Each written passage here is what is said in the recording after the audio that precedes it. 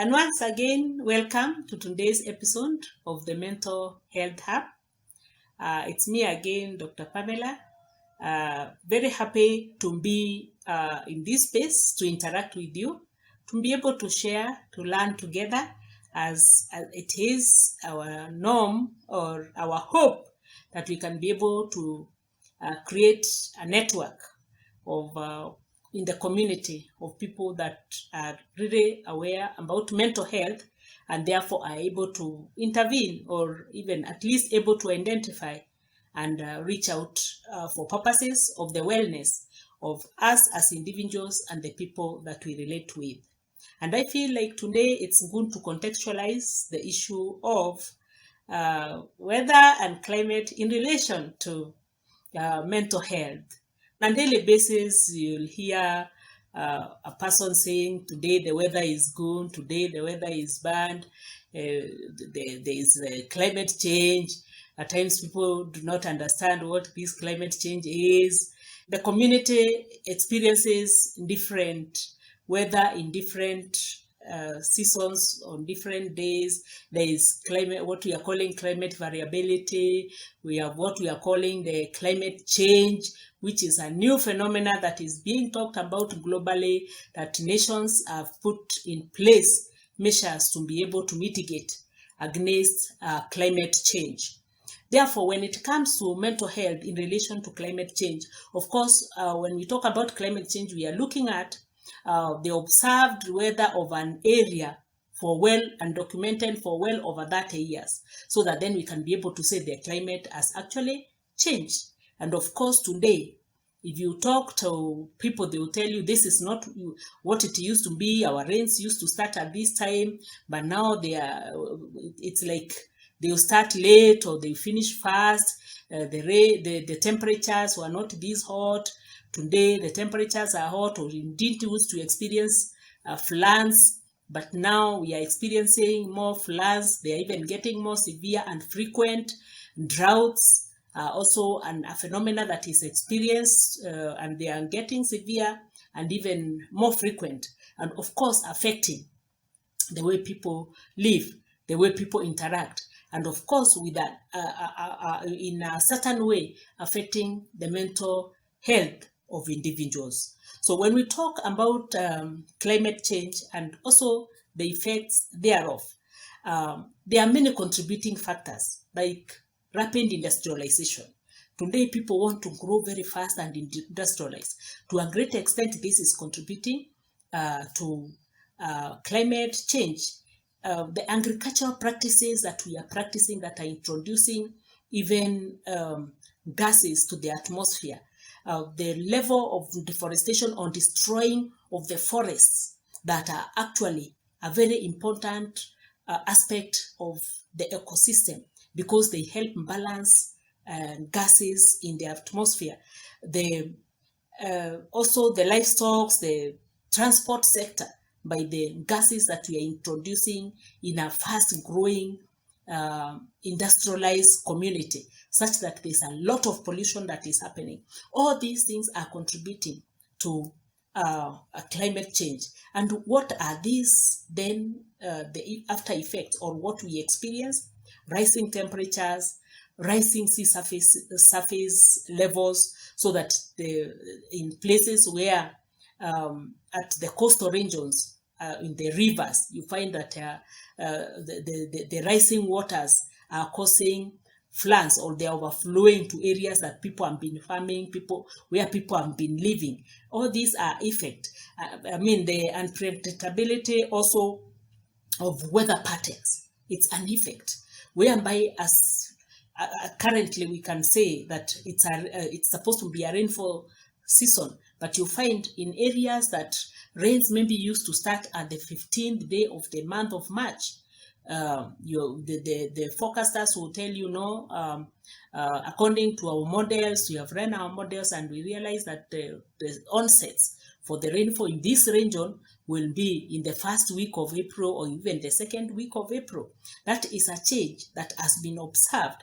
We find an increase in extreme weather events like extreme droughts, extreme floods. We find also another aspect is an indicator or loss of livelihoods, whereby because of the droughts, the animals lose what to eat and they are dying. There is no water availability for the animals that actually we depend on.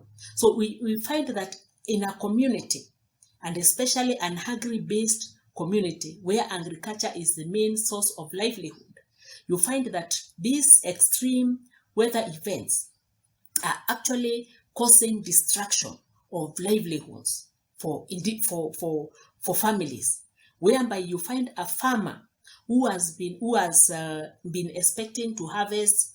They have planted a big, large, huge tract of land with maize, and their usual productivity has been to a certain extent. But over periods, they observe that because of this phenomenon, climate change, their harvest is going down.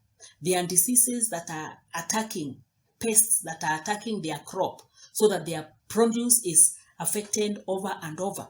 This loss causes impact on the family and also the individual. Displacements of societies, displacement of people. You find people are moving to places looking for livelihoods, looking for pasture, moving from one area to another. They get displaced. In case of floods, people are getting displaced. It's actually an effect. Poverty levels because of loss of livelihoods, where a farmer has been having maybe 1,000 hens of cattle, and then in a season or over the period of 3 or so seasons, they find that their flock has gone down. They have been dying to an extent that somebody is saying, now I only have 100 of them. What does this mean to this person? Hunger, malnutrition. People are not able to feed as they ought to. You cannot put food on the table for your family. Food has become very expensive because also the food is not available in the markets. And of course, by loss of livelihoods, even the capacity to buy or the purchasing power of the people has gone down. What does all these mean to the people? Even with increased diseases, there are diseases that are climate sensitive, that affects individuals, that affect even the flock or the livestock that farmers have kept, so that you find a disease comes, foot and mouth disease, and kills all the animals that you have been trying to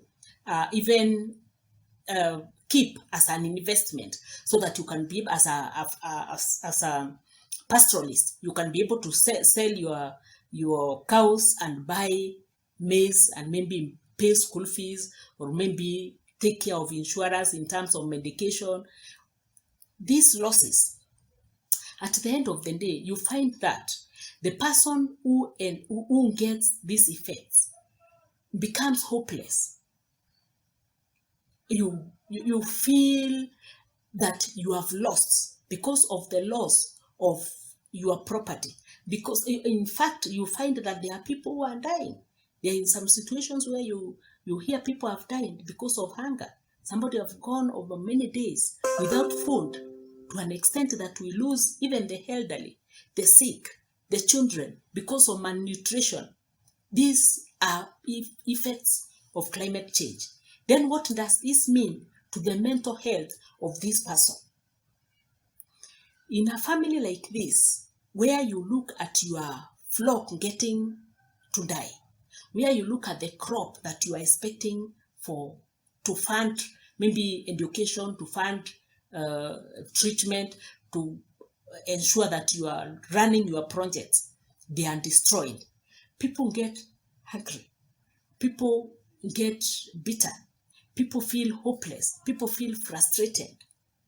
People feel like, life has lost meaning.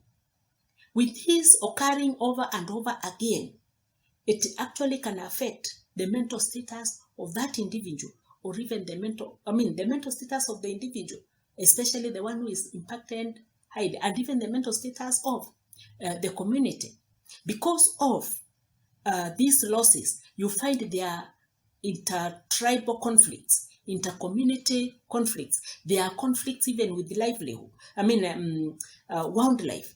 And this conflict breed hate, breed hunger, breed disquiet that actually affects the mental status of individuals, the mental status, of a people.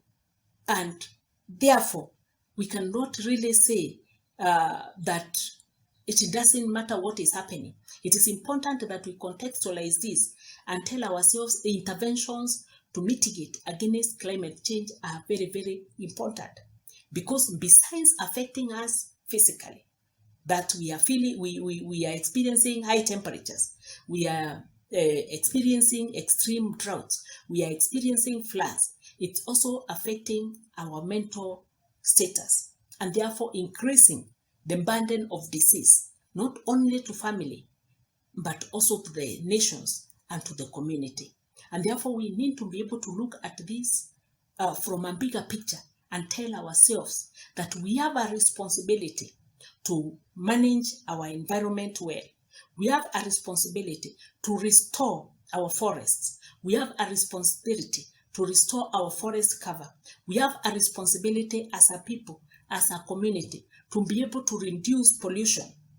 Of course, the contributors, as studies reveal, of these drivers of climate change may not be largely the developing world, but the effects are here. So then we have a responsibility to try in the least way that we can to be able to contribute to mitigating climate change by ensuring that we are restoring our environment, by ensuring that we are not polluting, by ensuring that we reduce on plastics, just as the country tries to reduce on plastics in the environment. We have a responsibility as individuals to be able to understand really what is the policies that are being put in place are not punitive. They have been considered to a great extent. They are informed by evidences. They are informed by science. And therefore, play our part as individuals, as families. Ask yourself, how many trees probably have you planted? When was the last time you went around even your area collecting the refuse that have been thrown around, so that we don't litter the environment, so that we don't have our animals feeding on the plastics that we have thrown all over, and therefore cause the same plastics to come on our tables in form of food over a period of time. We need to be able to have this bigger picture. We need to be able to appreciate the policies that nations are putting in place, of course, cascaded down from the international goals that have been set, and informed by science, informed by research, that really we have a responsibility as individuals. We have to contribute to restoring the environment so that not only we can have food on the table, not only that we can have enough water, not only that we can reduce diseases in the community, but also as a way of taking care of our mental health. Remember, when you are in an environment that is clean, of course, it improves your mood. It improves your psychological status. It improves the air that you breathe in, and therefore contributes to one's health on a daily basis. So I hope that we can be able to have this bigger picture of the importance of taking care of our environment for the good of our mental health status, for the good of improving our mental health status, therefore then making you and me to function better for the good of the community. Again, I want to say thank you for allowing me into your space and look forward to the next interaction. Thank you and have a blessed day.